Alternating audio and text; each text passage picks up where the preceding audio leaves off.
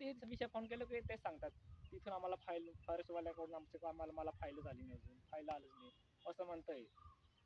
आणि परत त्यांना विचारतो की तो म्हणतोय की आम्हाला की तुमचा फक्त पूल एवढाच मंजूर आहे, रस्ता मात्र नाही.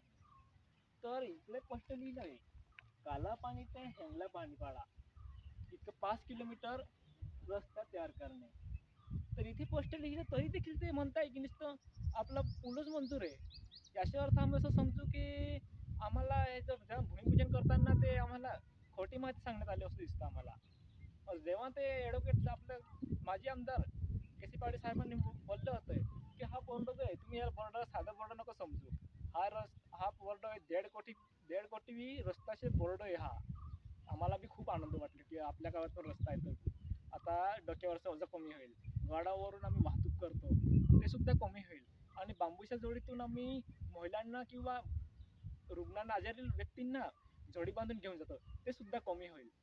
पण त्या क्षणी आम्ही खूप म्हणजे आमदारांचे शब्द ऐकून आम्हाला खूप आनंद वाटलं, कारण की आपल्या गावात रस्ता आहे म्हणजे आम्हाला बी खूपच हे उत्साह होता. आम्हाला बी आशा होती की आमच्या गावात लवकर रस्ता तयार होईल.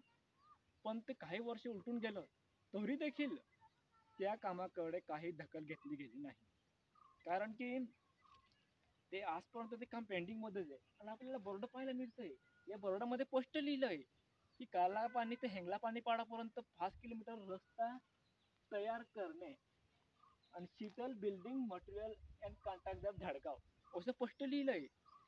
तर या रस्त्याचे कामकाज का केलं नाही, ते का ठोकतोय, त्याकडे प्रशासन काय लक्ष देत नाही. याच्याकडे प्रशासनाने गांभीर्याने लक्ष दिलं पाहिजे.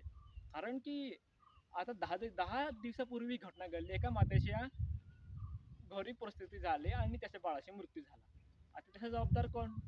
प्रशासन. आम्ही तर प्रशासनावरच टाकणार. कशी प्रशासनाने आम्हाला आमच्याकडे लक्ष दिलं असतं ही घटना घडली नसते. त्यावेळेस पिल्लूने या तेवढ्याचे पिल्लू जे जग पाहायला आलं त्याला जग पाहता आलं नाही बिचाराला. एवढ्याचे पिल्लू तर मृत्यू पावला. त्यांनी कोणाचं काय बिघडवलं होतं का? त्यांनी कोणाचे काय तसे काय दोष होता?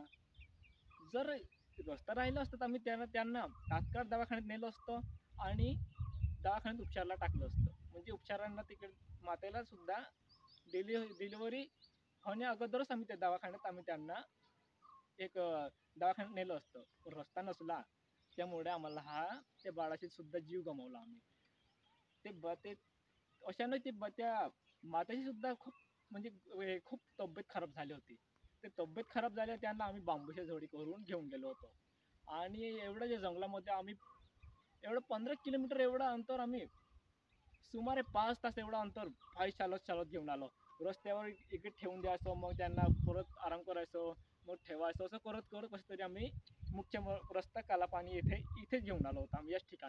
या ठिकाणी आम्ही तोरणमाळला गेलो, तिथून मग आम्ही ॲम्ब्युलन्स बोलवलं आणि त्या रुग्णांना आम्ही इकडे ठेवलं, त्या मातेला इकडे ठेवून गेलो आम्ही. या ठिकाणी ठेवून गेलो आणि ॲम्ब्युलन्स बोलवली, मग दवाखान्यात नेलं. अशा प्रकारच्या दिवशी घटना घडली होती. कारण की मातेचा सुद्धा जीव जाणार होता अशी परिस्थिती होती. पण कसं तरी आम्ही 4-5 लोक आम्ही गोळा झालो आणि त्या मातेला बांबूच्या झोडी करून दवाखान्यात नेलं. इतकी वाईट परिस्थिती आहे. आणि आम्हाला असं म्हणणं आहे की प्रशासनाने आम्हाला आमच्याकडे लवकरात लवकर हे लक्ष दिलं पाहिजे. आणि राष्ट्राचं आम्हाला असं वाटतंय की नुसतं मतदानापुरतं आमच्याकडून बोर्ड लावण्यात आलं होतं आणि ते मतदान संपलं की लोकसभेचे इलेक्शन असताना हे बोर्ड लावलं होतं. लोकसभेच्या आधी जेव्हा लोकसभेचे इलेक्शन चालू असताना लोकसभेचे इलेक्शन चालू नसताना म्हणजे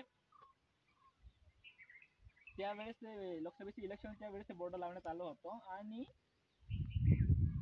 त्यानंतर विधानसभा झाली तरी देखील त्याच्याकडे लक्ष नाही. आणि कॉन्ट्रॅक्टर म्हणतोय की तुमचा रस्ता मंजूर नाही, नुसतं पूलच आहे. आता 1.5 कोटीचा एवढा मोठा पूल तुम्हाला दाखवतो मी. त्या ठिकाणी जिथे पूल बांधणार आहे त्या ठिकाण दाखवतो तुम्हाला मी. कुठे पूल बांधणार आहे, कशी म्हणजे जागा कशी आहे ते तुम्हाला स्पष्टपणे दाखवतो.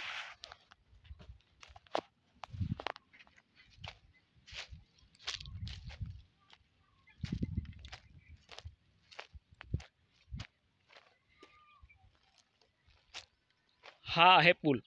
या पुलाला म्हणताय कॉन्ट्रॅक्टदार तुमचा फक्त हा पूल मंजूर आहे.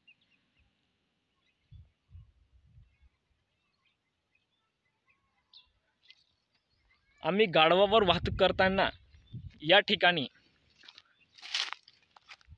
या ठिकाणी मुक्कामी राहतो आणि मग दुसऱ्या दिवशी आम्ही मासोदला किंवा शहादाला माल वाहतूक म्हणजे धान्य असेल ते घेऊन जातो इथून.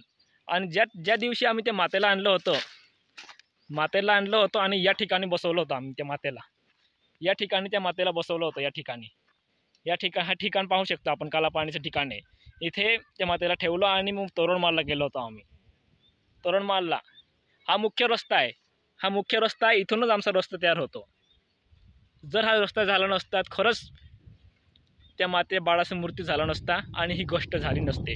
असं आम्हाला असं स्पष्ट असं दिसतोय की या बोर्डाशी असं अर्थ होतोय की नुसतं मतदानापुरता बोर्डा होता आणि आम्हाला त्या कामाचं काहीच म्हणजे ते बोर्डाचा आता काय संबंध नाही, म्हणजे ते आमच्याकडे लक्ष देत नाही असं दिसतोय.